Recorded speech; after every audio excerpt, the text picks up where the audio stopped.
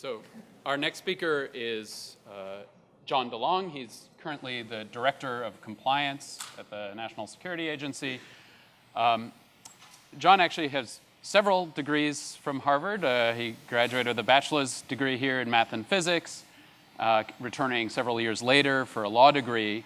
And he's worked a remarkable variety of positions at the National Security Agency, ranging from teaching and working in technical and mathematical positions to his current position as Director of Compliance, which he took up in 2009. So please welcome John DeLong.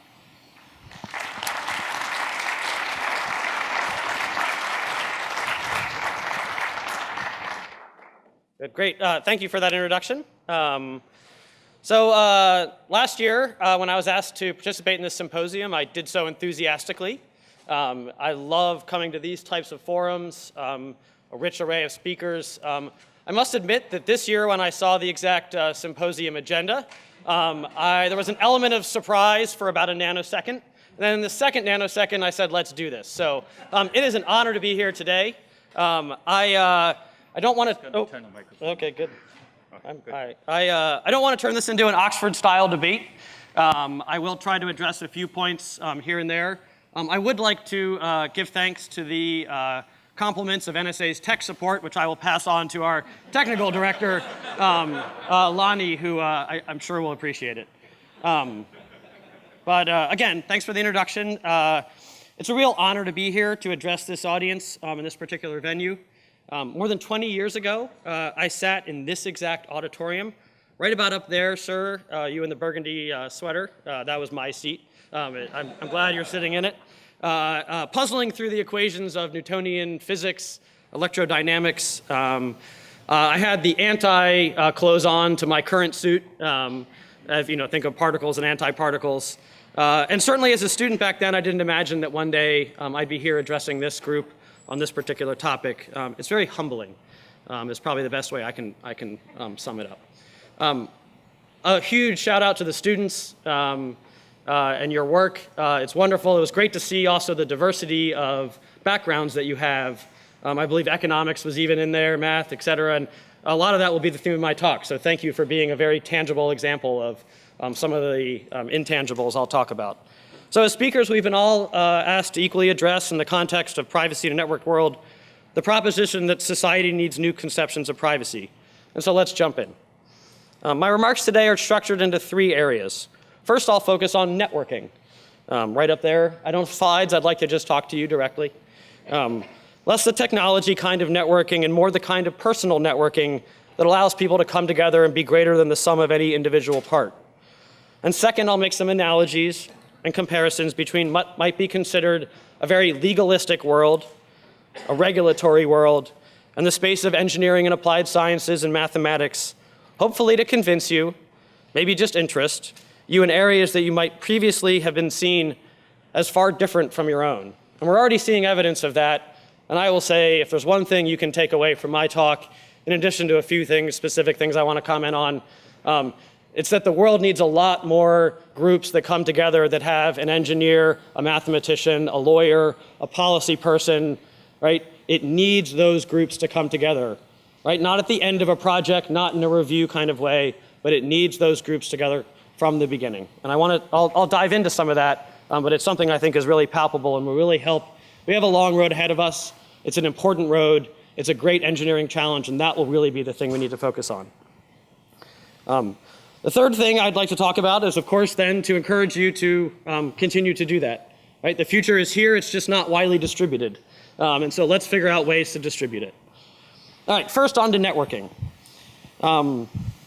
Many of us think of a networked world through a technology lens. It's an understatement to say that the growth and expansion has been dramatic, inspiring, sometimes magical, although I did like Bruce's comments that NSA is not made of magic. We're made of lots of people, lots of technology, right? We have some money, yes, right? Right. But at the end of the day, right, we're folks that have been given a mission, an intelligence mission, an information assurance mission, right, in a very complex technical world. And right, we're going to work through those things, and we're going to work through them some today. We're going to work through them in many other forums and through increased transparency. And that will be some of the things I'll pick up at the end of my remarks. But clearly we are and will continue to be networked through a variety of technical means. But technology always comes back to how we as humans use it. My first computer was an Apple IIe. Right? It sat proudly in the middle of a small study in our house, networked with no other. The biggest networking that came out of it was our family huddled over it in the evenings, right? And its amazing 80 text columns, right? In those days, if you got 80 texts from the left to the right, that was absolutely incredible, right? 40 was the default.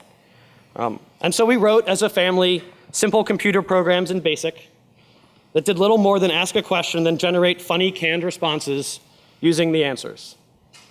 And looking back, or at least to my mind, this was probably the early equivalent of texting your friends who were sitting right next to you. What's old is new again. But I'm going to stop technology history there. It's obviously moved on, and you don't need me to tell you what technology is doing today. I think we'll hear a lot about that, and we obviously do.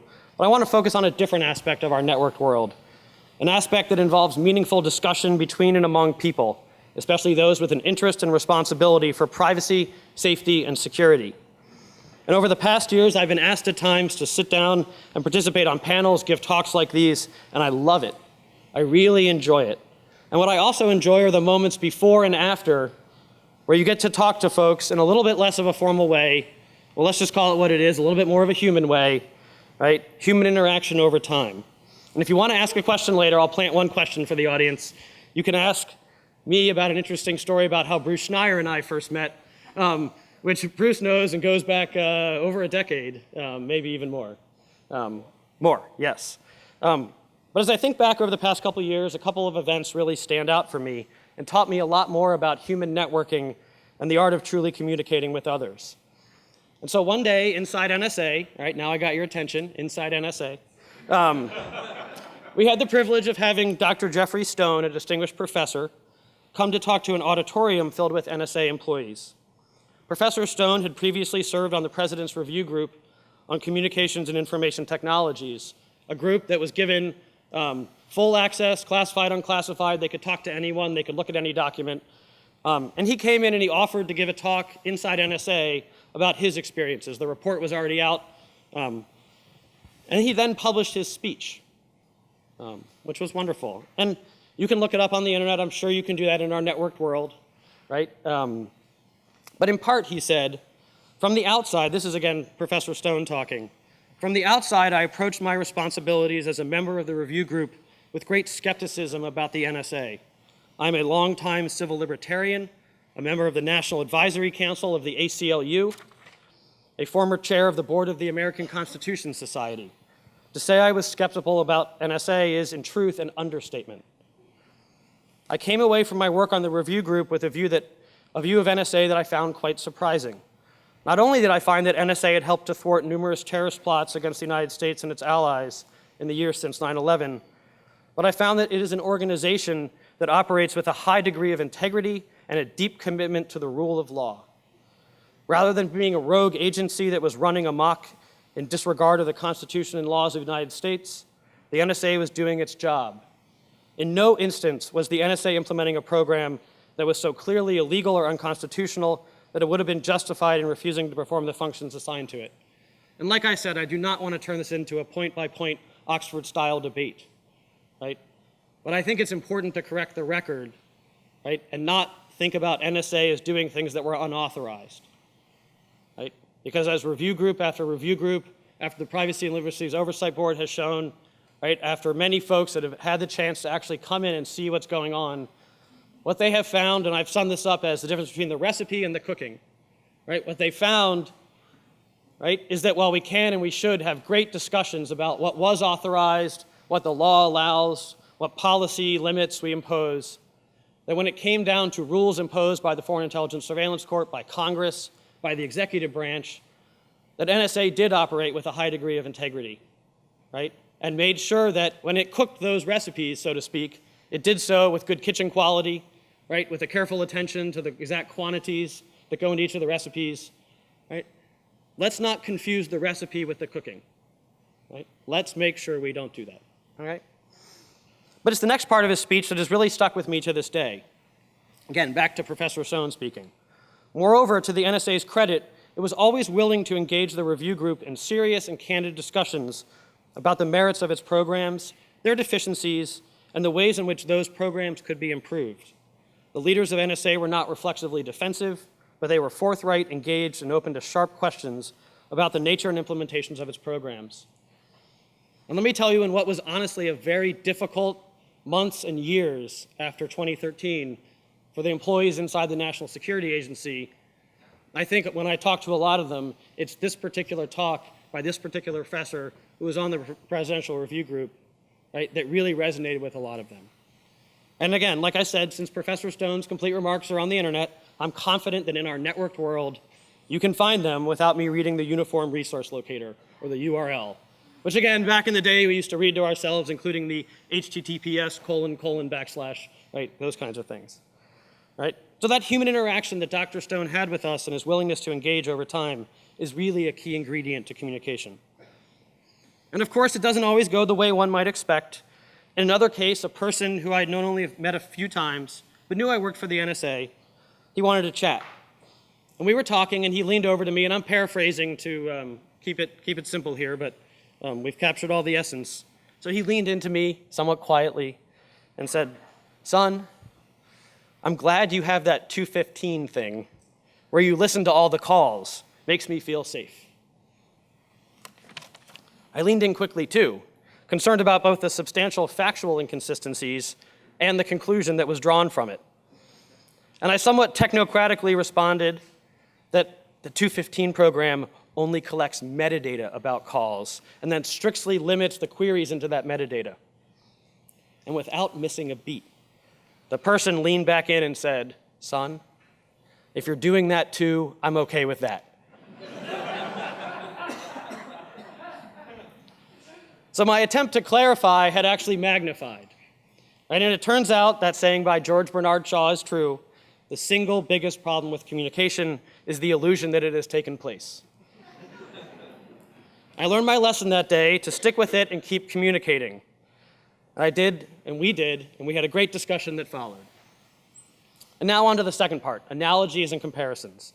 Let's start with the most important one that will help to bridge different parts of society as we explore concepts of privacy, safety, and security. And it's summed up like this, and it's been said in multiple forums, but law is really the math and science of human interaction.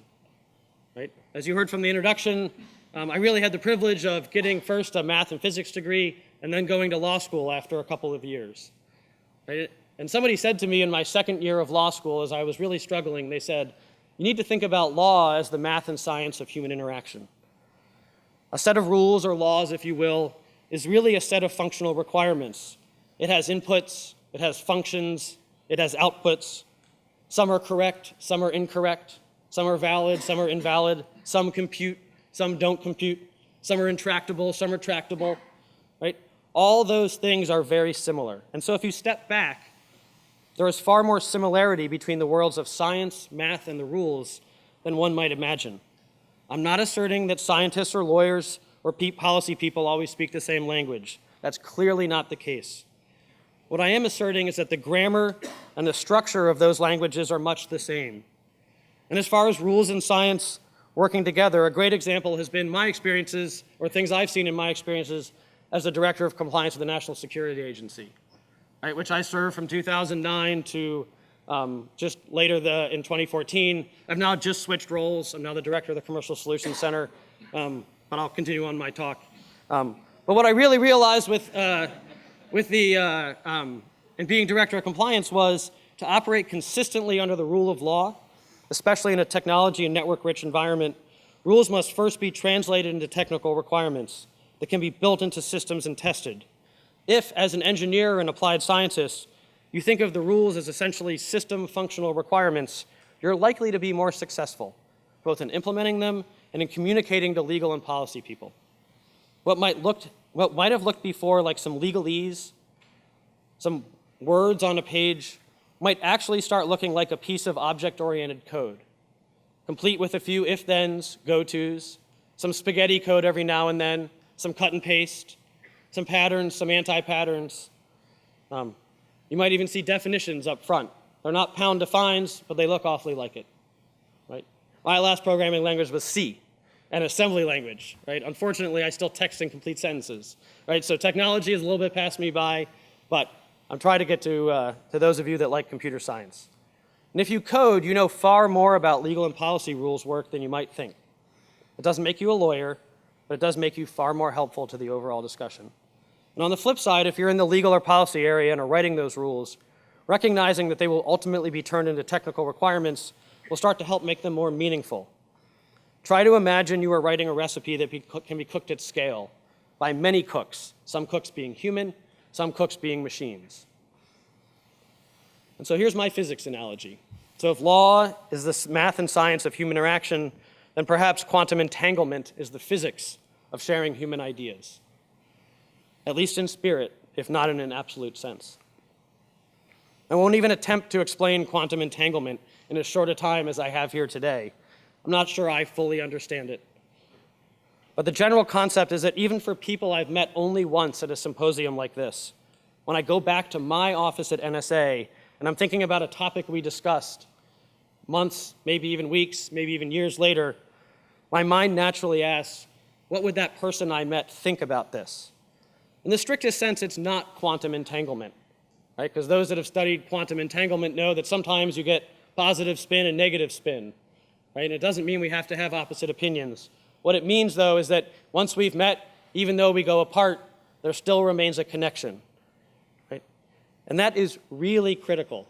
It's critical for us to have those meetings around and in these symposiums, lawyers talking to engineers, mathematicians, right? Theoretical folks, applied folks, all connecting.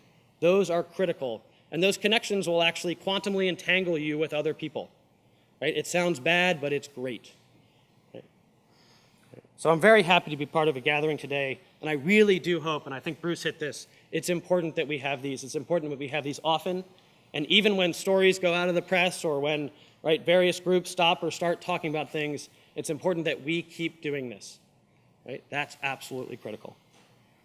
In short, while there are certainly many conceptions of privacy, I propose that what society needs is work like that goes on, right, that we just saw today, right, that we talked about, the group of lawyers, privacy folks, mathematicians, engineers that have come together from the start on projects, right, that pulls together all professions, all parts of society on equal ground.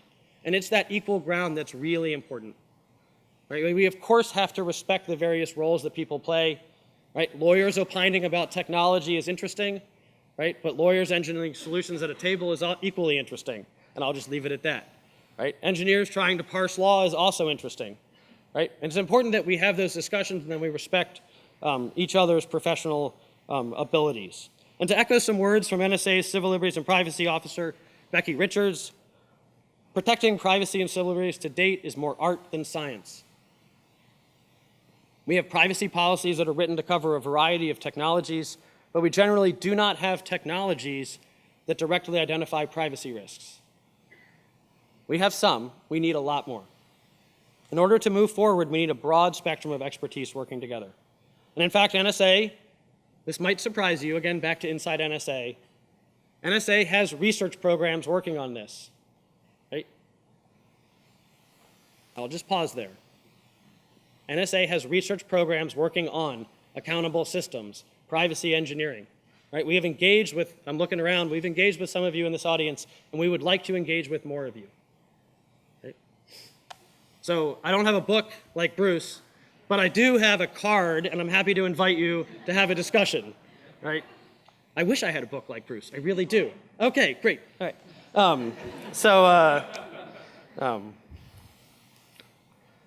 Right? Maturing the science of privacy, and I really do feel strongly about this, and I've talked about this in some other forums, could really be one of the several great engineering feats of our time. It may not be as tangible as building the longest or highest bridge or finding the smallest particle, but the science of privacy, the engineering, the applied sciences behind it that allows society to work with data under strict accountability to rules, and then prove that those rules over time have been followed consistently, is really, I believe, going to be seen as one of the great engineering, applied sciences, math, legal, policy feats of our time. Right? We've really got to get this right.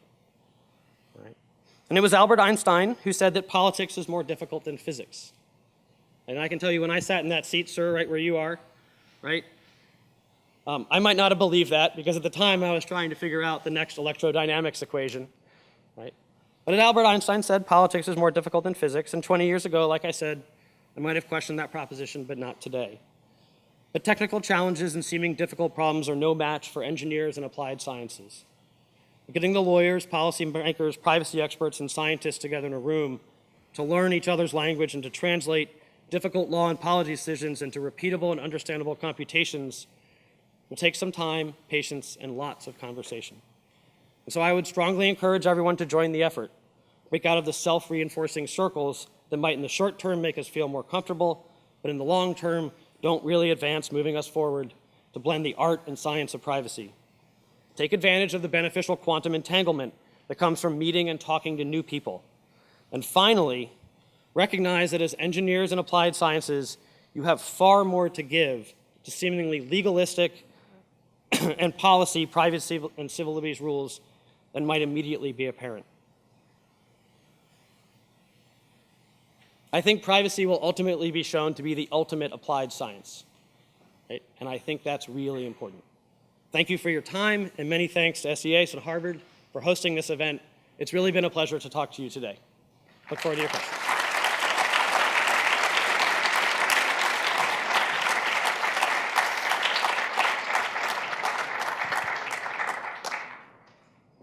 We have time for questions from the audience. Yeah? Overlooking laws he may have broken. Do you think Edward Snowden did a good thing by raising these issues in public discussion, and what is the NSA doing that's proper and is worth it? You know, getting that discussion going publicly. Got it. So maybe your second point first. With respect to Snowden, et cetera, my usual answer, and I'll give you the same one, is I think we need to let the wheels of justice turn. I do think, and this has been stated multiple times from the administration, transparency is good. Right? We have operated previously in a set of transparency, not just within NSA, but with various courts, various laws, various structures that have been set up. I think those have been now, I think we need to keep those, right? And then we need to add transparency out, and that forums like this today I think are very important. On the transparency thing too, I think we tend to think of transparency as things going out. It's equally important to have ideas and people come in and talk, and I think you're going to see a lot of those types of discussions. In terms of laws that NSA has broken, I could probably sit down with you, we can have a deeper discussion. But again, I think if we've looked at review group after review group, we've looked at folks that have come in and actually seen, right? Yes, there was reference to 2,776, right? Errors, mistakes, et cetera, right? And we can micro-parse through those. 2 points on the specifics of that, right? 75% of those were targets that were overseas that traveled to the United States that we then stopped, removed the data we had collected, right? So those weren't necessarily mistakes up front. Those were things we caught and then corrected. We count them that way because we're not authorized in a particular authority to collect inside, right? Secondly, and this is more of a bigger picture question, right? Let's say those reports had said that NSA never made a mistake. Never. How would you feel about that? Well, I'd feel great, right? I would feel wonderful, and I'm a former director of compliance. I would love to run a perfect institution, right? That is my goal, that is my target. So it's not about what's acceptable, it's about what's achievable, right? And I think what you find, and Bruce even mentioned this, tactical oversight, right? What you find in those reports, right, is you find a highly self-aware compliance and oversight system that looks for, detects errors at the earliest possible point, reports them up, and then corrects them. So again, right, we can have big discussions about what the law is and what an interpretation of the law is, but there are legions of lawyers inside NSA. There are platoons of compliance officers, I used to run them, right, that are embedded with the operational elements. So again, I don't want to turn this into an Oxford-style debate, But the idea that NSA's activities were unauthorized is wrong. It's wrong in a magnificent way. And I think that's got to be clearly said. I don't know how else to say it. I'll say it again if you want. Right? The idea that NSA's activities were unauthorized is wrong. And it's wrong in a magnificent way. Yes. More questions, maybe in the back? With the microphone. Excuse me, thanks. That the NSA worked and is in compliance with the law, and I'm firmly convinced of that. I guess in the case when it was shown that this administration was actually spying on individual journalists as well as the Associated Press, the question would be, where did that breakage occur? Is it because you're saying it's authorized? I guess, was it requested from above? Was it authorized? Or because they don't have the tools, obviously, so somebody had to do it with the appropriate tools and technology. I'm not sure the specific allegations you're talking about, but again, I would just make 2 points. One, NSA is not a law enforcement agency. I think that gets confused a lot in some of the public discussion. Right? So there's law enforcement elements of the U.S. government, and then there are intelligence and information assurance elements of the U.S. government. Right? And sometimes we tend to, I think, view intelligence through the lens of law enforcement. And I think that can confuse people, thinking, right, why would this intelligence activity be reasonable, right? Would it be the right thing to do, not just because we can do it, but because we should do it, when looked through a law enforcement? So I'm not entirely sure, but I think what you're talking about are law enforcement type activities. Right? NSA is not a law enforcement activity. Right? NSA is an intelligence activity. We're largely, I don't know, analogies are always difficult because they're never perfect, but we're a little bit like firefighters. Our job is to get to stuff, right? Put nice smoke alarms and make sure that things don't happen, that they don't build into areas where we now have, right, something that we really went wrong. That's probably why you haven't heard about us prior to 2013, because we were largely the folks trying to, right, get ahead of things and make sure they didn't happen. But great. Leo?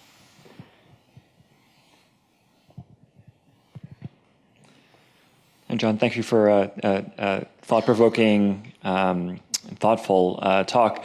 I want to, Bruce raised some kind of open research questions that maybe are things that people in this room would like to think about, and maybe of the type that are suited for the kind of collaborations that you talked about in your talk.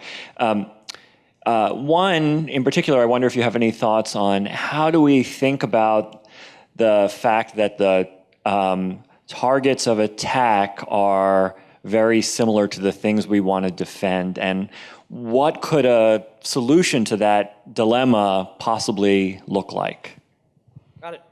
Great, and Bruce mentioned, I think that this is what you're talking about at the very end, kind of it's called sometimes the equities discussion. It's sometimes called the, there's just a technology component that we talked about that in the past, there used to be kind of a big separation between the technologies that were them and the technologies that were us. So it's obviously something, it's something that if you saw in the speech of January 20, got to get my years right here, it's been a little bit of a blur over the past couple of years.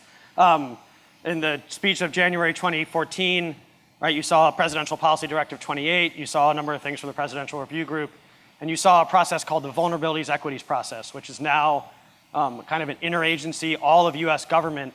So I think, that's point number one, is that those discussions have largely been not just at the technology level, but at the big policy level, right? And so I think the good news is we got a larger group of focus from a broader set of departments and agencies engaged in that.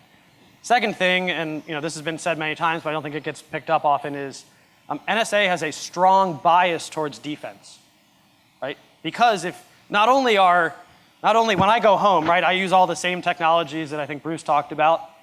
I still text in complete sentences, so you can tell I'm, not natively a texter. But the reality is the U.S. government also uses a lot of those same products and services. So when we do our equities thing, the U.S. government interests are actually largely aligned with the broader U.S. allies and really just world's interests. And so for us, we are, vast majority of vulnerabilities that go through that process are ultimately disclosed. Part of my role now actually is to handle some of that. So great. Time for at least one more question. 20 more questions, right? Okay, yes. Wait for the microphone.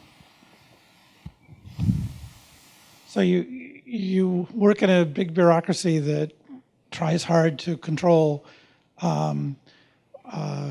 certain kinds of disclosure, certain errors in privacy, and yet probably many people here are skeptical of the overall enterprise. We hear things like spying on leaders of allies, and we think, what were they thinking of?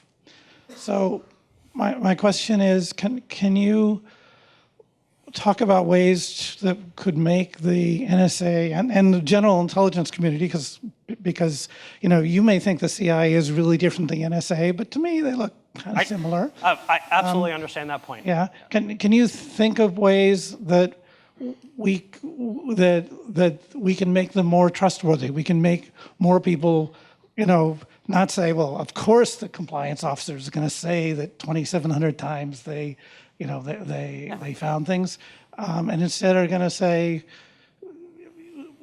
as I used to believe before 2013, that the NSA, that our intelligence community was carefully monitoring the Constitution and picking very carefully its targets.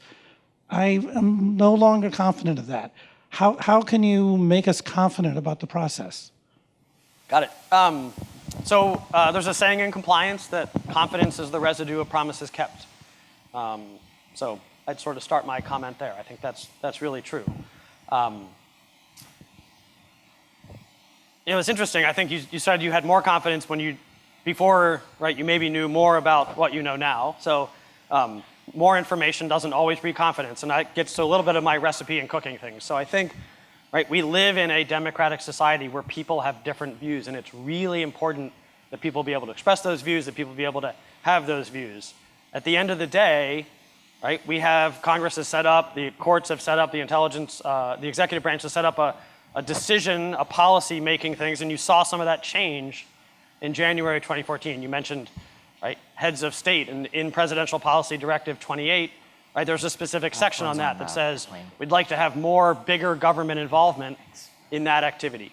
That's great, right? And I think the president in his State of the Union address announced that he'll be I think he said next month, so that would be February, right? We'll be releasing a series of updates, right, on that Presidential Policy Directive. I would point you to those, right? I don't think you're going to read that document and say, great, I'm now good, right? But back to my initial comment, confidence and trust is really the residue of promises kept, right? So when the NSA says, we're going to be more transparent in this place, right, you need to hold us accountable, right?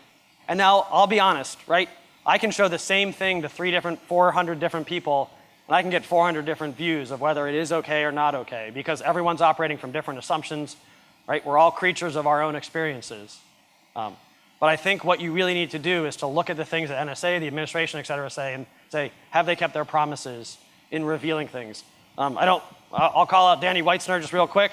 He has this great idea called a compliance balance sheet, right? Which would give a little bit and a lot more transparency to how we're actually doing in being accountable to the data that we hold, right? Those are the kinds of things we're working on, right? We actually, I'm back in my compliance hat, right? And this has been said, we have like 300 people working compliance and tens of millions of dollar budget into it, right?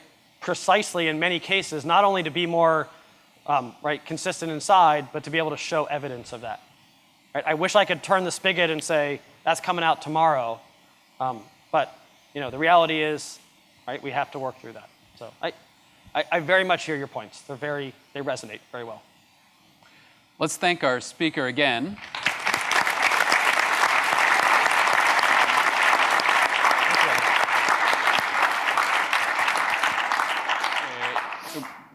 John will be around for the rest of the day, and there will be opportunities for more informal one-on-one interactions. Our next speaker is John Wilbanks. We're switching gears considerably here. So this John is an entrepreneur and a data commons expert and an advocate on behalf of open data. He's currently the Chief Commons Officer at Sage Bionetworks.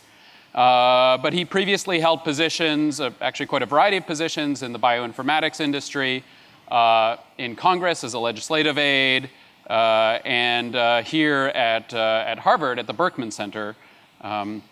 He's well known as an advocate for open data, as I said, and in particular for his efforts, to make taxpayer-funded research widely available and freely available. So let's welcome John Wilbanks.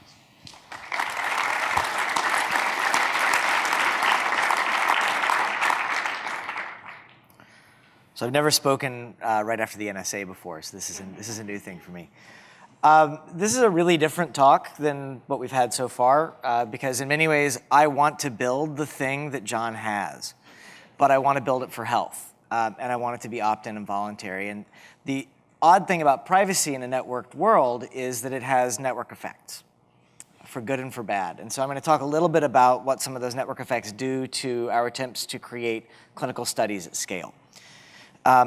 So first, I just wanted to get some perspective on causes of death, clinical study sample sizes, because not everyone understands. So up here, right, diseases that kill us form a power law, a pretty clean power law. This is not a graph to scale. This is a graph from Wikipedia. Cardiovascular is up there at number 1, right? It kills someone in the United States every 33 seconds. So that's a September 11th, basically every day. And so if we used a public health perspective, terrorism would be an extremely rare disease with low hereditary penetrance. Right, so the resources applied to these two killers are radically different, and our willingness to accept risk to solve these problems are radically different. But it's important to sort of to perspectify this stuff, which is that these diseases kill an enormous amount of people, and we are not effectively leveraging the internet, networks generally, to take them on. And so yes, that's the big question is, for which problems in our culture do we have gigantic longitudinal databases? So we have great ones to sell us sweaters, right? I benefit from Amazon on a regular basis for that. And we have some to prevent us from a single incredibly rare disease. But we don't have them for the vast majority of the diseases that kill most of us and make most of our families sick. So when we want to say, what does a society value, one of the big questions is, what do we surveil? And I think it's a fair point to say that based on what we surveil, we don't value health very much. And that's kind of sad. And a research study is basically volunteering for surveillance. So it's different than what you do in the NSA, in that you are recruited to be surveilled when you join a clinical research study, right? And when you compare this to what happens at Facebook or at Google and other places, the sample size is what jumps out about this. Because this is also, in some ways, a voluntary surveillance, right? I signed the terms of use for Facebook, which allowed them to run this experiment. And the sample size was nearly 700,000 people that were involved in the manipulation experiment. And as a comparison point, this is what a clinical study actually looks like. So you'll meet annually once with the people in the study. And every 6 months, right, so twice a year, you'll put a survey past them. So this is what passes for data gathering in the largest longitudinal study of Parkinson's disease in the world. Right? And these are great people. I'm not insulting them. This is the way we do it. Now, when you have the capability of this kind of information available, the ability to capture information on a mobile device about health and information, there's at least the possibility of enriching that interaction more than 1 in-person and 2 phone calls. But the reality is that Parkinson's study would fit inside this church. This is a church that holds 1,800 people in Detroit. That study has 1,800 people in it. So 700,000 people at Facebook, 1,800 people for a disease that is crippling and deadly over time. Right? What do we look at? What do we value? And what does privacy mean in the context of allowing this to be the state of the art? So I'm a privacy advocate. I'm not saying this because I'm gleefully demanding we disable health privacy regulations to construct a consumer internet. I'm trying to point out the goal of the symposium, which is there's a real irony in the fact that our privacy laws affect the way that we look at things like health. And poorly designed informed consent in these health studies has its own network effect, which is it puts the data into silos. So you have to think about the interaction of informed consent, and I'll talk about that in a little bit. But one of the big network effects of informed consent is that we say, in order to protect the data, we will not make it available for anyone to use again after the study is over. That is the easiest way to guarantee the privacy of the participants, is to burn the data, more or less. And this was always okay because there was never anything you could do with the data at scale. When the data were on paper and you had to send trucks to the FDA, there was no big deal about putting it into silos or burning it because you weren't going to be able to go in and integrate that data in an interesting way and draw out harmonics, draw out interesting patterns, right? Create hypotheses. But you can do that now. But the way that we design the informed consent says, this Parkinson's study will only ever be used for Parkinson's. The data will be shared only with Parkinson's researchers who have passed a variety of accreditation systems, and only if we, the researchers, decide that those people are ethical in conjunction with an external review. So it's incredibly high transaction, and you can't take that Parkinson's study and map it against an Alzheimer's study, a multiple sclerosis study, an ALS study. So it's basically impossible to start getting network effects out of clinical study, even at that small sample size, because of the way we've designed the informed consent system. And it's an unintended consequence. It's not the goal of anyone doing a study to prevent data integration, but it's a side effect on a regular basis. So if we're running surveillance on our health, I would argue, right, we don't have the best spies in the business doing it right now.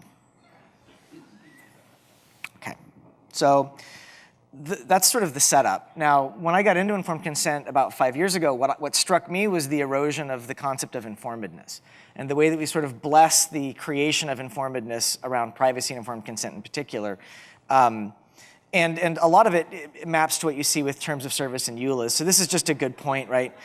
This was a free Wi-Fi network with a terms of service that included a Herod clause. Herod, of course, demanding your firstborn.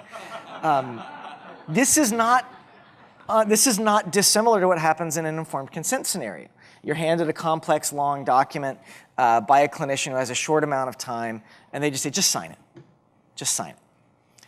And informed consent is a beautiful invention. This is one of the earliest extant consent forms. It's from yellow fever experiments at Camp Lazier in 1902, 1903, more or less. And these people signed up basically to risk death. Some of them would go into the mosquito room, and some of them would go into the dirty clothing room, and you would see who got yellow fever. And so they took on an enormous risk, and they were compensated for that risk. But this concept that the study is a balance of risk and benefit, and people are grown up enough to understand that and make a choice about it, is a beautiful concept. But we've sort of crammed it all down to a piece of paperwork that you have to file before you can start doing your science. And when you prioritize something like consent that way, it's inevitable that it winds up sucking, to use a technical term. So the forms are written by doctors, right, edited by committees, and heavily vetted by lawyers. And I love lawyers, right? I worked at the Berkman Center. I'm married to a lawyer. Lawyers are great. They don't lead to a lot of comprehensible documentation on a pretty regular basis. And so if you were to design an experience to confuse a normal individual, you would design this experience. Right, this guy, 5 minutes going, we're gonna blur.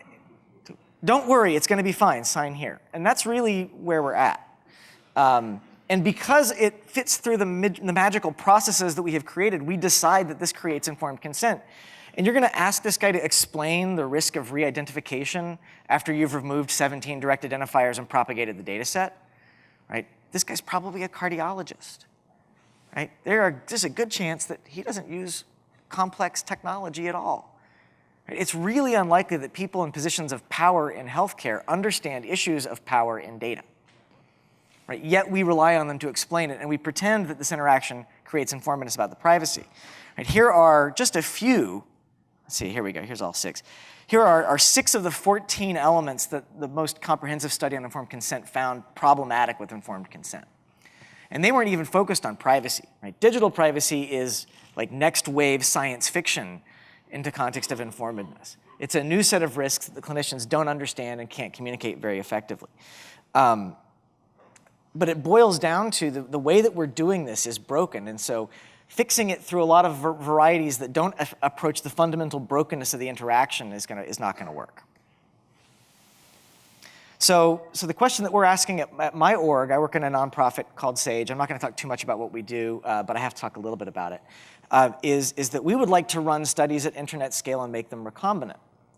And as a nonprofit that's not regulated by HIPAA, we are able to experiment in some ways that Harvard wouldn't be able to, for example.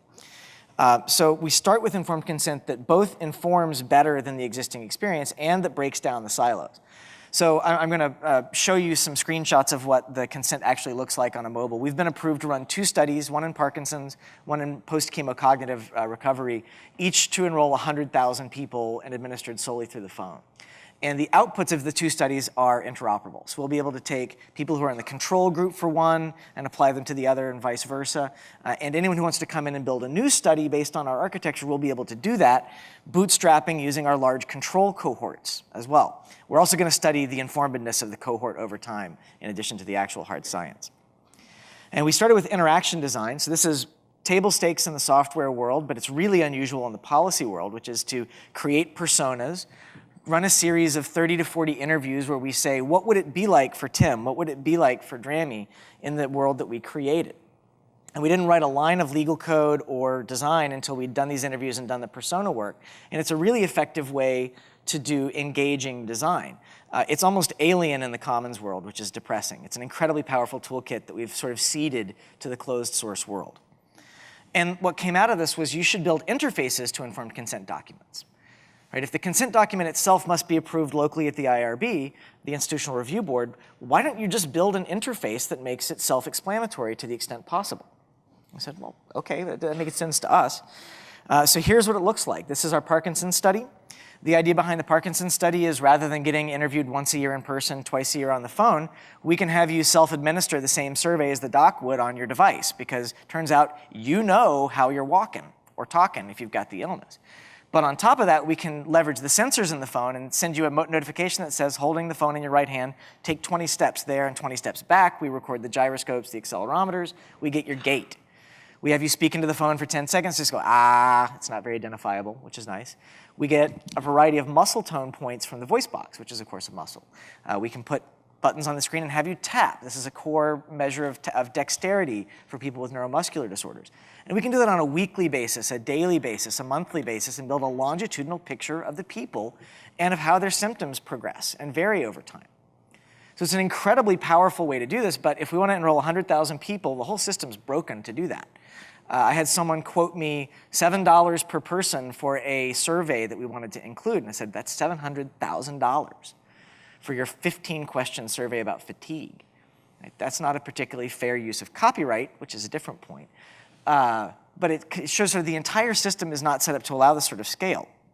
So these are the 2 scientists who designed the study, so I wanted to make sure I recognize Max and Ray for thinking about this. Right? The idea that we could use these quantitative sensor-based measures to track symptom variation was not obvious.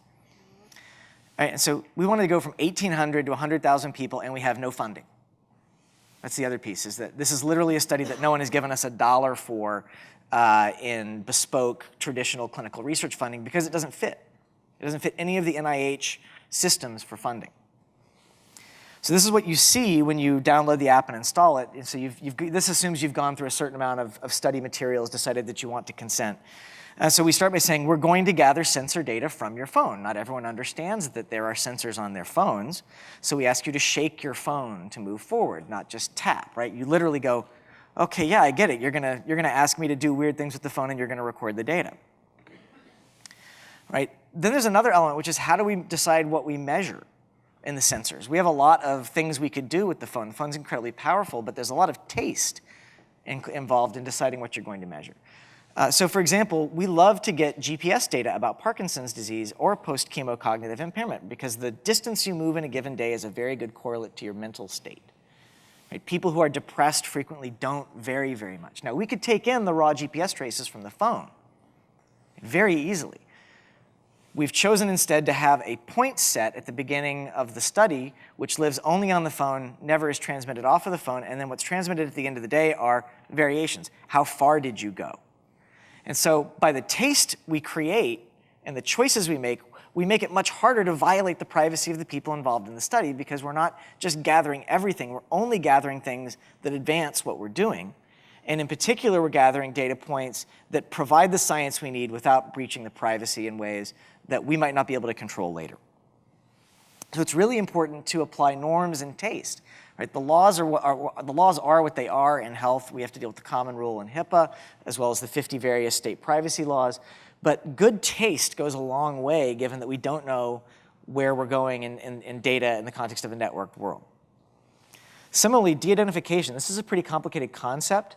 So we've got these graphics and animations that show that right now your identity is tied to the database, and then we separate the identity from the database. We're still working out the language here, and we're trying to convey the imperfection of de-identification.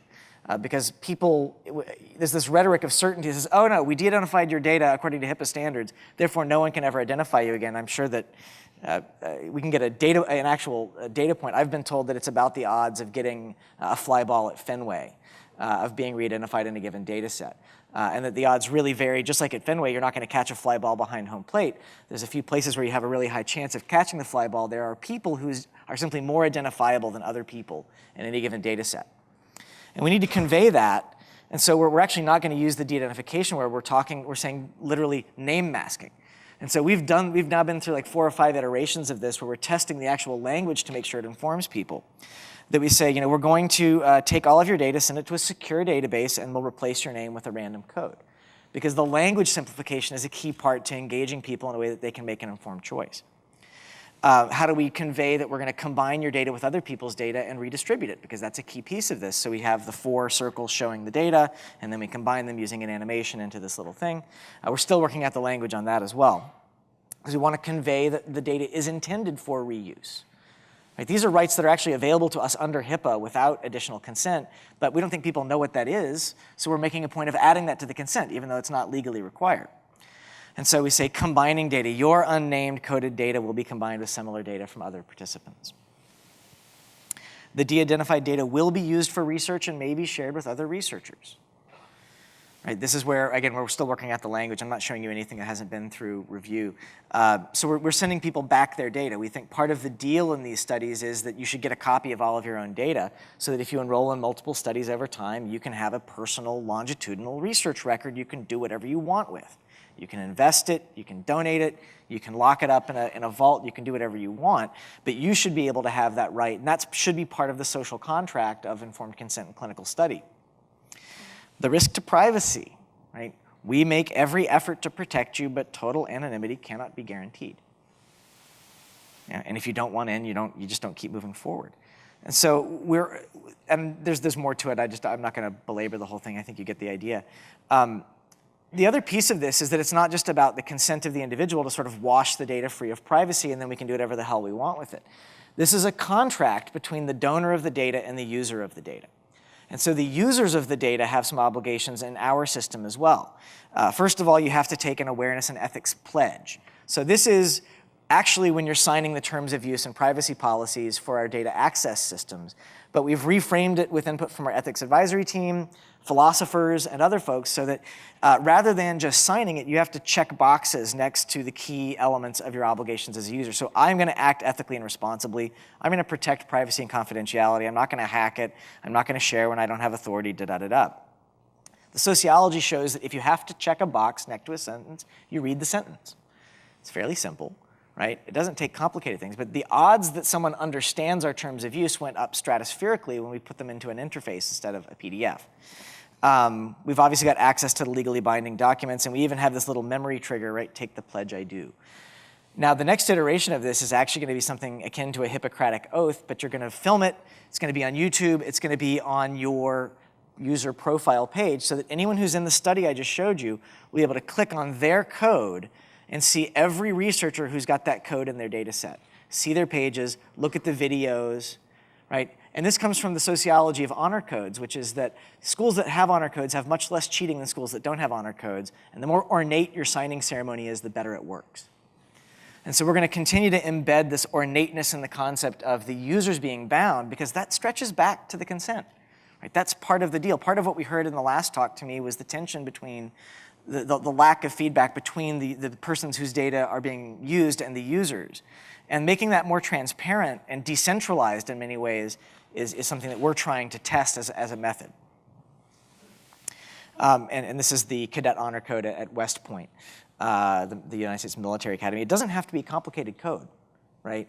A lot of the stress I hear around privacy comes down to I'm afraid people are going to be assholes, right? Either at scale or at very small scale. And making people identify themselves and take a pledge is a pretty effective way to beat a lot of trolling, right, and a lot of bullying. Because a lot of those things hide behind the anonymity of the troll or the anonymity of the bully.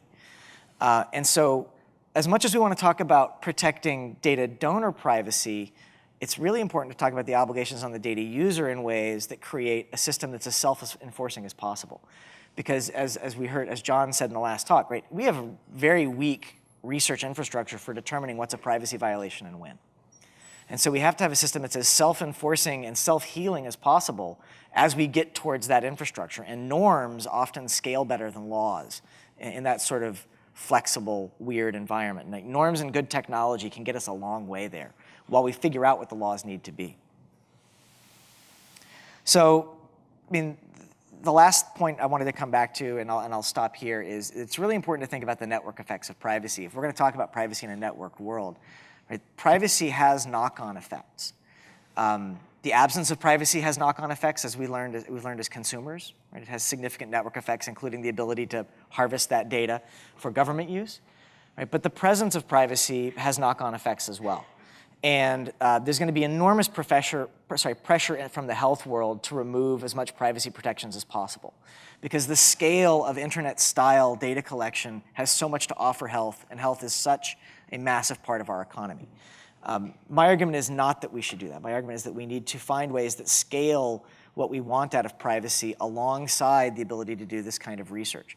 It would be a tragedy if we took one of the only places where we really embed the concept of agency and consent in our data world and yanked it out to replicate the world that we're spending an entire day talking about fixing. Right? That's a place where I think the solution is in many ways worse than the cure. Thank you.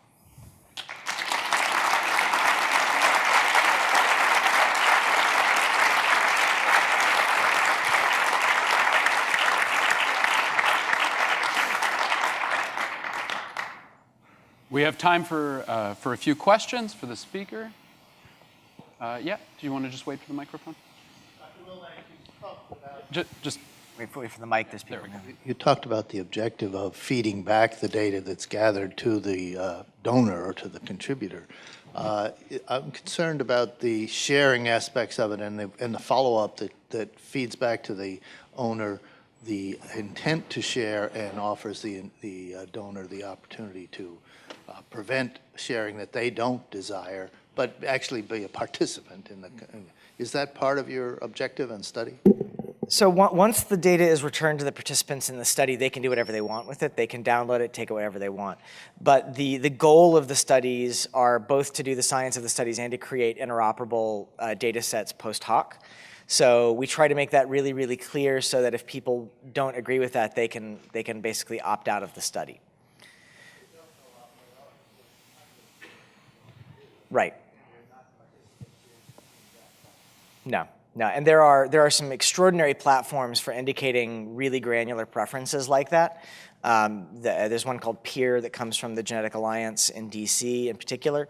Those are great systems, and I think people who are really worried about their data reuse are going to wind up gravitating to those kinds of systems. We are pretty explicitly recruiting, targeting those people who really want broad, unanticipated reuse of the data. The thesis is that there are quite a few of them out there when it comes to disease and health, and that's the hypothesis we're going to test this year. more questions? Maybe, yeah, from up in the back. In the UK, the NHS has been undergoing a huge debate regarding data sharing and data privacy. I was wondering if you could comment on that and the mistakes or the things that they're doing right. So I'm not an expert, and if anyone in here is an expert and wants to answer that question, feel free to correct me. Having watched it from my sort of odd position, my take is that opt-out systems are very powerful at constructing large data sets at scale. I'm not convinced they handled the opt-out perfectly. I think that might be a nice way to put it.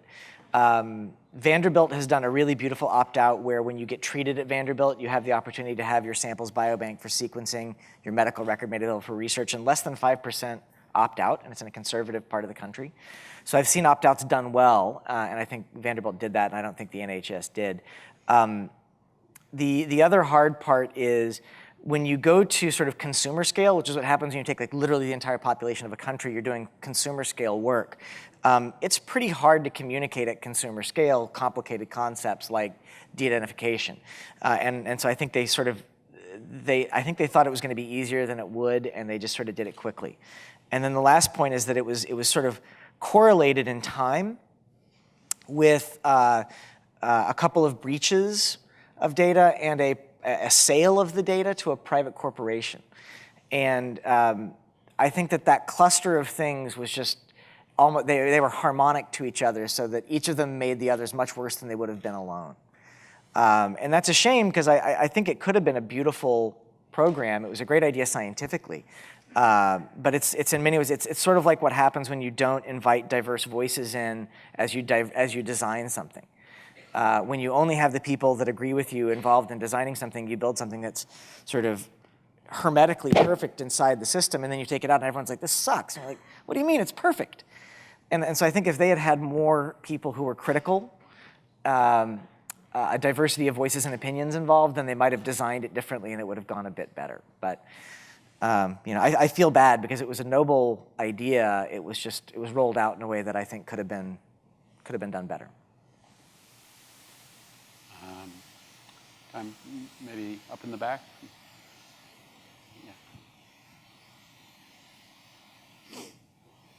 Yeah. So specifically, when you were talking about patients knowing which doctors who are using their data, who have access, have you given any thought to the privacy concerns of the doctors in that situation?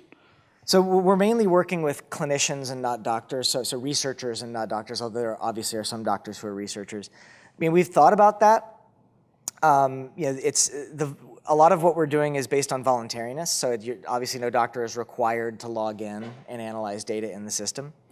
And it's up to whoever, we have this whole data version control system that's sort of GitHub-y that lets you track your analyses so you can collaborate when you're separated by space and time on the analysis of complex data. And it's up to you to decide how much you record there. What the API records at the base level and reports back to the participant is simply the IDs of the people who have touched your data, not necessarily what they've done. The more open they are, the more the participant can see. We're going to find out exactly how chilling that is to the research side. There's some data out of Harvard that Kareem Lakhani has written about when you have the entire research process open to view, it leads to faster incremental hypothesis evolution, but it can chill hypothesis development. So we're looking at sort of gate stages where we would have some parts that are obscure and some parts that are open, so that we have some bohemias and dark spaces to do wacky hypothesis generation.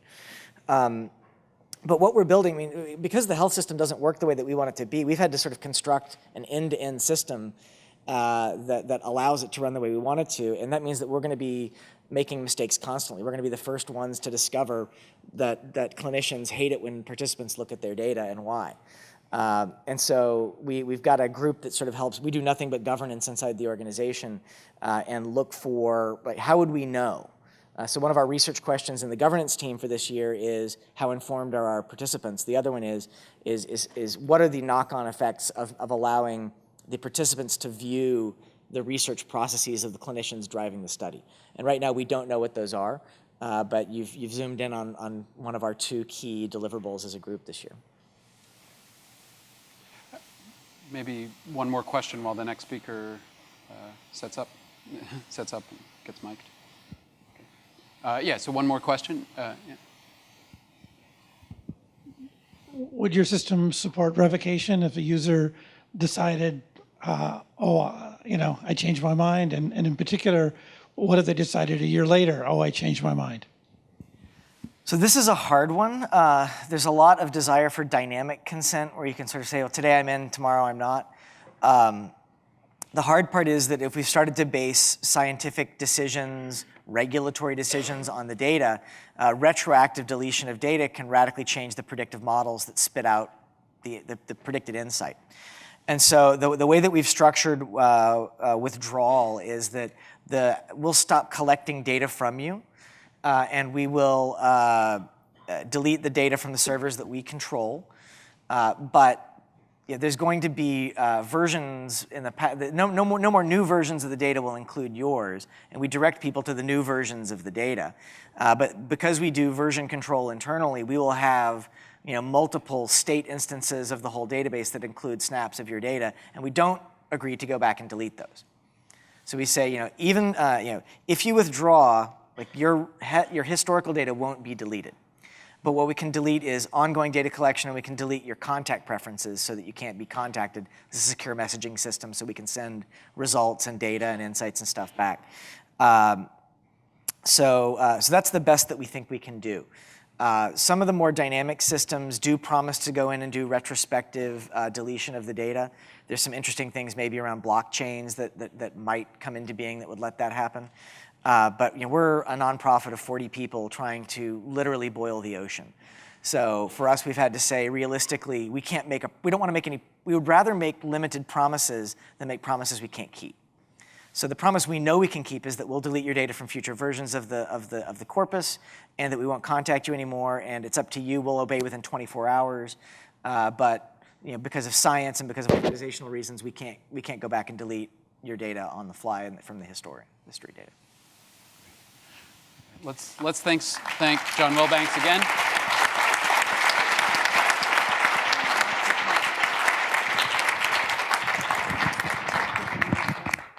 All right, our next and last speaker of this session is Cynthia Dwork.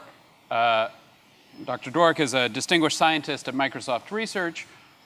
Her work largely as a computer scientist has transformed several areas of both science and engineering, in particular the design of distributed systems, cryptography, and more recently, questions of privacy and fairness in data analysis.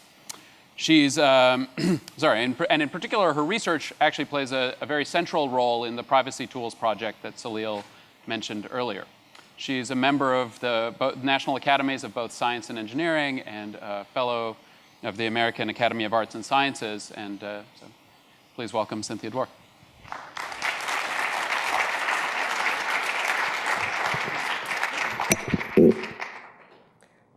Thank you very much. Thank you for inviting me and introducing me and for being here. Let me add my congratulations to the Computational Challenge winners and thank them for yet again showing that de-identified data isn't. Now, in the last 15 years, brilliant legal scholars, philosophers, and anthropologists have struggled with the conceptualization of privacy and how it should be defined in the networked era. So the answer to the question of whether we need new notions is absolutely, and a lot of people are working on it. In this talk, I want to motivate and present to you in a very informal way a mathematically rigorous definition of privacy that comes from the computer science literature, and that that I think would be beautiful in conjunction with what John was just talking about. Okay. So in the technical literature on privacy, there is a litany of privacy compromises. And the litany begins with re-identification of the medical records of the governor of Massachusetts by linkage with voter registration information. And it then proceeds through the identification of individuals in the Netflix Prize training set by linkage with the Internet Movie Database. But the literature also covers some less popularly known attacks or risks, such as a statistical attack, a purely statistical attack that combines allele frequency statistics from a case group, say people who have been diagnosed with multiple sclerosis, and the DNA of a target individual, and public information about statistics of allele frequencies of a healthy population, and determines whether or not this target was a member of the case group and therefore was diagnosed with MS. Okay? Now, the bottom line of these and other statistical attacks is a sort of fundamental law of information recovery that says, roughly speaking, overly accurate estimates of too many purely statistical quantities is blatantly non-private. In a networked world, information also flows in very mysterious ways. For example, through the billing information in Facebook via finely targeted advertising, it was possible to determine if Salil, let's say, tangos by targeting an advertisement to basically an exact Salil who also has interests in tango and seeing whether or not one was charged for the ad.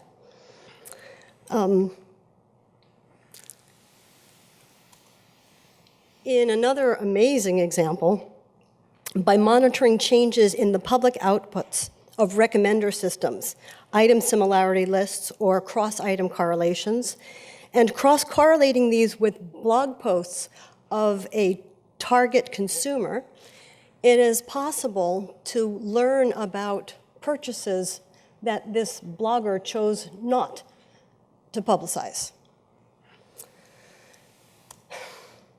So LaTanya Sweeney brilliantly said, "Computer science got us into this mess. Can computer science get us out of it?"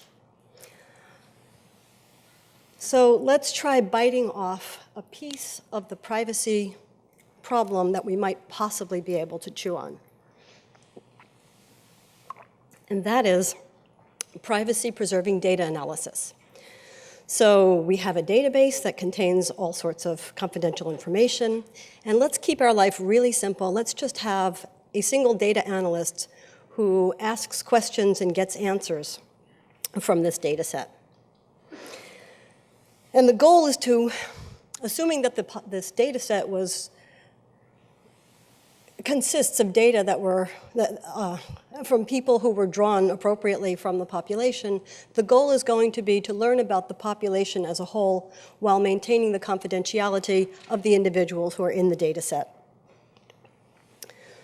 Motivating scenarios include the Census Bureau, census data, but also epidemic detection based on over-the-counter drug purchases, and analysis of loan application for evidence of systematic discrimination. Now, this is an old problem, and the statisticians have struggled with it for decades. It's even harder now and worse in the networked world when there's so much extra information that a malicious data analyst might have access to. And now we're really forced to have a serious definition of privacy. We have to come up with a particular definition because we want to try to talk about its properties and prove things about systems that obey this property. So not only do we need a definition of privacy, but because we want to do many, many things with the data. We don't want to just access it once. We want to access it many times over long periods of time with different analytical goals and different hypotheses that need to be tested. We have to have some kind of concrete measure of privacy loss that we can track, and we can see what is the cumulative privacy loss over all of these different activities. We can't discuss trade-offs between privacy and statistical utility without some kind of a measure that captures cumulative harm over multiple uses. And we can't bring to bear all of the thinking from these other fields without a currency or a measure of privacy. Okay, so here's our database, and Salil is in the database. And our question is, what kind of privacy can we offer to Salil? What do we want to give him? So the first thing that we would try, of course, is to say, I may know a whole lot about Salil. You guys all now know a whole lot about Salil. We'd like that the data analyst shouldn't be able to learn anything new about Salil, in particular, from interacting with the data. We want the data analyst to learn about humans as a whole, but not about the individual members of the data set. And the point here is, well, what is the point? We're trying to learn things that we don't already know. So suppose I come from Mars and I believe that all humans have 2 left feet. And I analyze this data set and I find that the vast majority of humans each have 1 left and 1 right foot. So, did I learn anything about Salil? Absolutely. I used to think he had 2 left feet. Now I know he probably has 1 left and 1 right. Was his privacy compromised?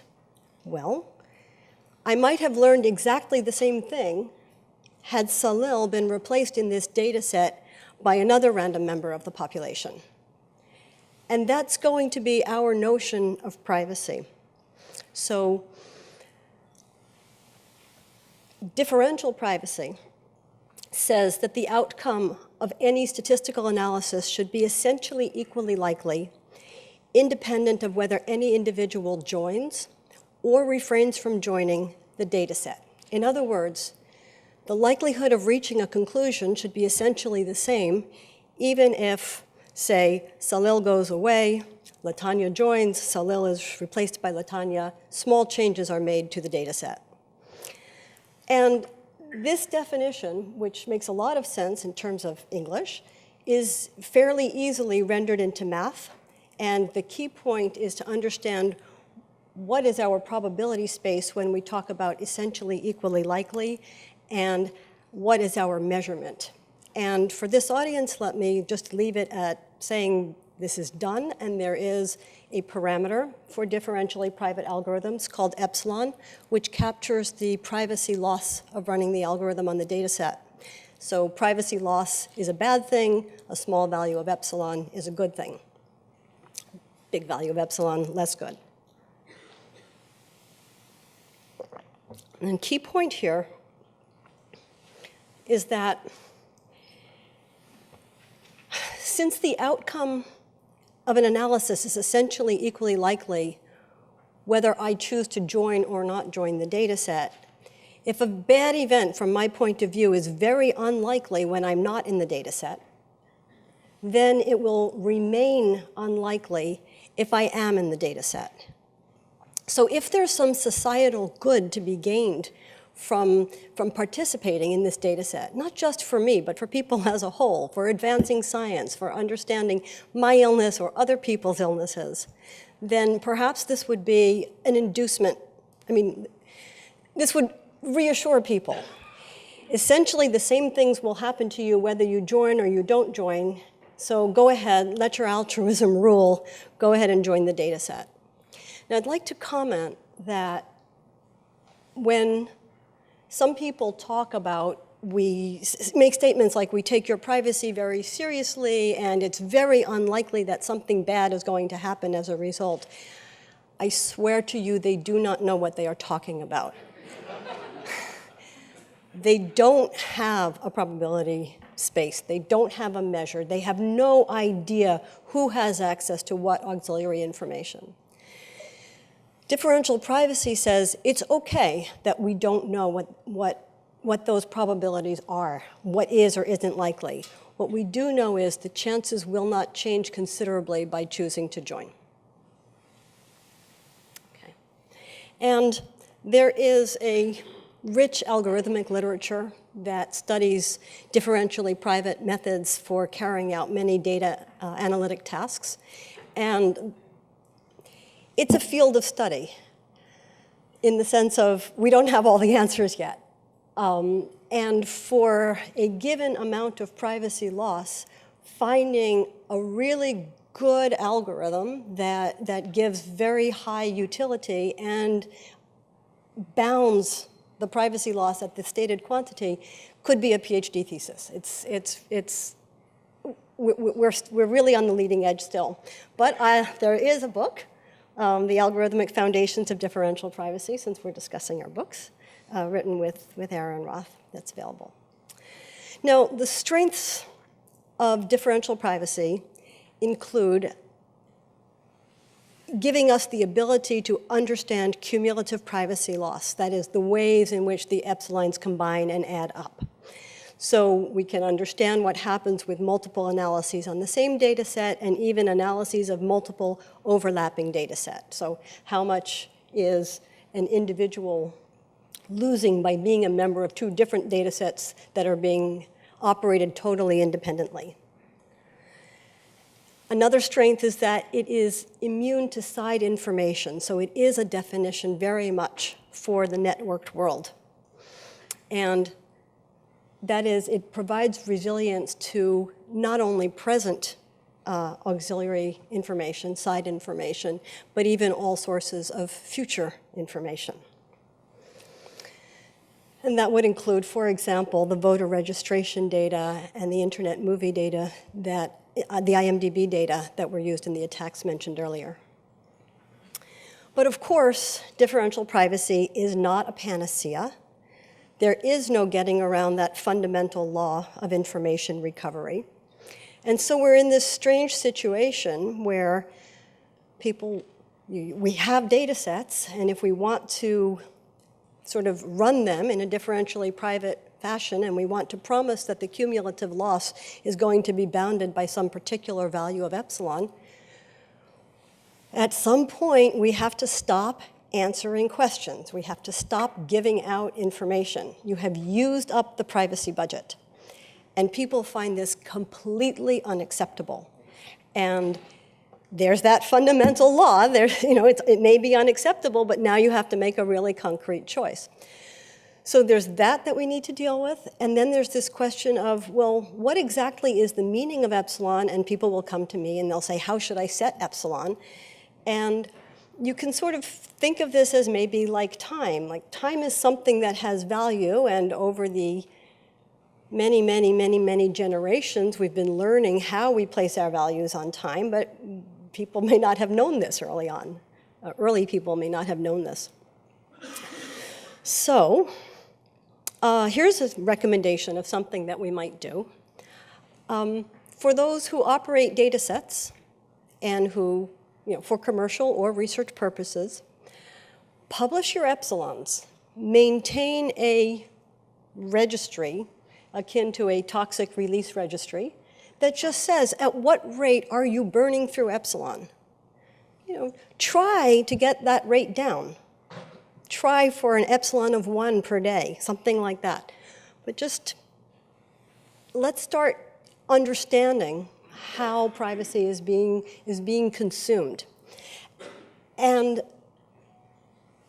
pay a fine if you have an epsilon of infinity or some appropriately chosen too large quantity.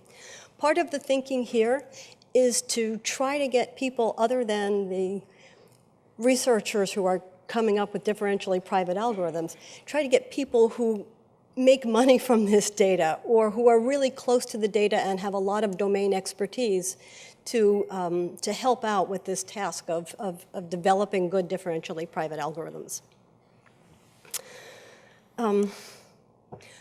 So I've told you about a definition, and I've told you that there's a lot of research on building algorithms that satisfy this definition and what's nice about it. But there are limits to its scope. Not just do we have to turn off the database at a certain point, but it only solves certain sorts of problems in the privacy world. It does let us address the kinds of problems that underlie the examples I gave you from the litany. But there are many data privacy problems that are unrelated to data analysis. And what was the wonderful language that Bruce was using? That I think I wrote it down here, that corporations are spying on the entire internet. And so in other words, we've addressed perhaps a bunch of problems that all of those legal and philosophical writers were not even aware of by looking at the statistical analysis of data. They're more worried typically about things like the transfer of data and the selling of data and the uses of data for advertising or other things. So let's talk just a little bit about the phrase of don't worry, we don't want to hurt you, we just want to use this information to advertise to you. And I would like to make this point that my advertiser is not my friend. My advertiser, first of all, wants to create a demand where one did not exist. That's the purpose of advertising. It's not just to inform me, it's to create a demand. And now, in the era of affective computing, where computers are starting to get to the point where they can learn my moods, I don't want my computer to know my mood. If I'm sad, maybe my advertiser will suggest I buy, actually I had meant to change that before the talk. Something expensive, something that I'm going to want to use again and again and again.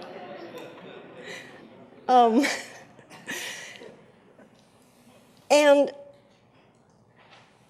I don't want the advertiser also to try to change my mood. Maybe I'm sad for a really good reason. Maybe somebody died. Maybe my lab was closed. Sometimes sadness is appropriate and I should sit with that sadness. But I really, really don't want my advertiser to start manipulating my mood. And I don't want my advertiser to try to keep me sad.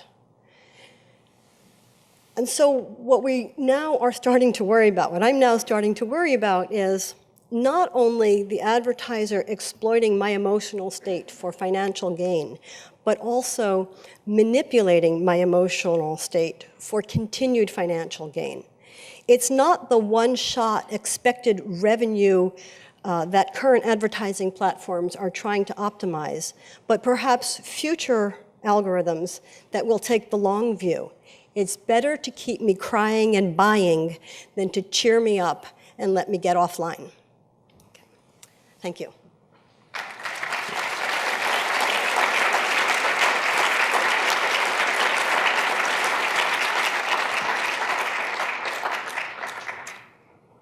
We once again have time for a few questions from the audience. Are any? Yes? Is there? There is someone's getting a mic. Hi, thank you for this talk. I'd like to actually ask a question about language. You call this differential privacy, but my notion is once my data is disclosed, it's no longer private. So wouldn't this really be differential data usage or something else? And isn't that really, this seems to be privacy that starts with assume. Okay, I understand the question. So your point is a fine point. When we try to articulate a problem in my field, we try to simplify it as much as possible as a first step. So the simplification that we made was that the data were being held by a completely trusted and trustworthy individual or curator, and then we worked from there. Now, there are many ways, or there are ways of, say, using cryptography to get the effect of having that centralized trusted curator, using, say, techniques from secure multi-party computation. And also, the definition makes sense in a more distributed setting in which, say, none of us trusts the curator, and so we do some kind of randomization on our data before we send it to the curator. And in that randomization step, the same definition of privacy makes sense and is applied. So you are right, and I'm explaining the history and also some justification in a technical sense. Mm-hmm. Other questions? In the back. Yeah.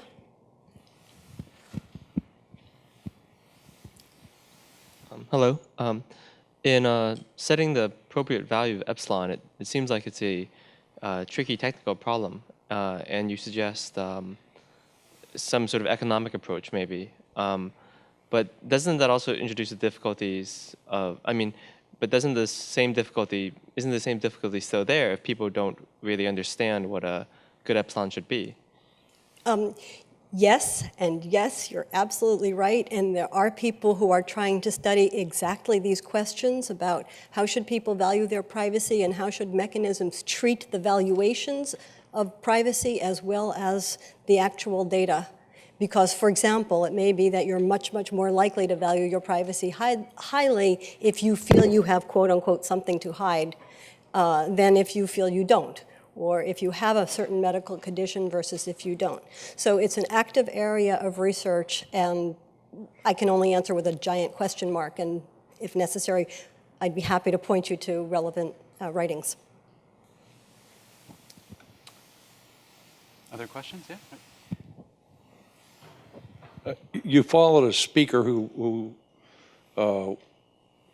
explained to us at length a pretty laudable effort to get individual informed consent.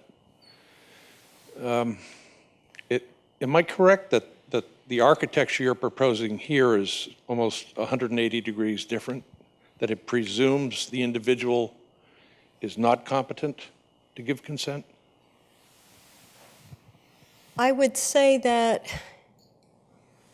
let me first of all go back to what I said earlier of we have to simplify the problem to the point that we can actually start proving things about it. Secondly, I won't go into who is competent and who is not competent. I feel that this is a compelling definition no matter how competent the user is or isn't. As a very competent and educated person, I might well say, yes, I like this definition. As a completely uneducated person who hears the English language version and correctly interprets this as saying, wow, the risks are essentially the same as if I were not in the data set, that's an honest statement, and I can really back it up. So I feel, yeah, I don't know. But in any case, the fact that, well, I'll just shut up. No, we've got time for at least another question. There's one.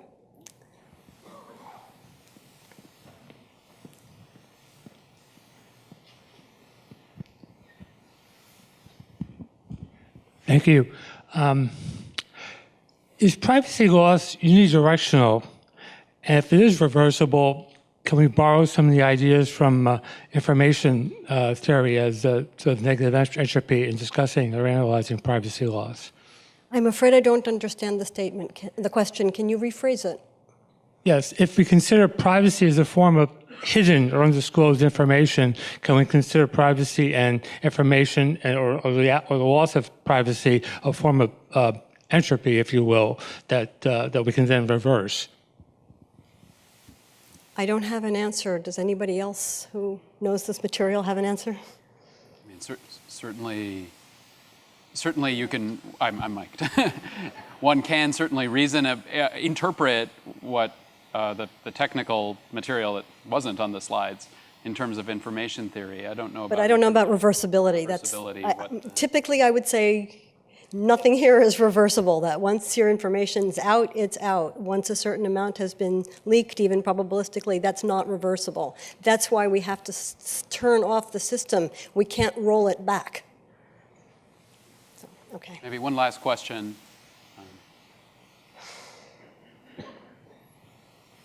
So when you said people resisted strongly turning off the system as the response to reaching the thresholds of limits, promised limits, I presume you meant the people who gathered the data or who the users of the data as opposed to the providers of the data. Is that?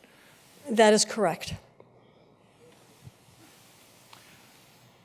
Okay, let's thank Cynthia again.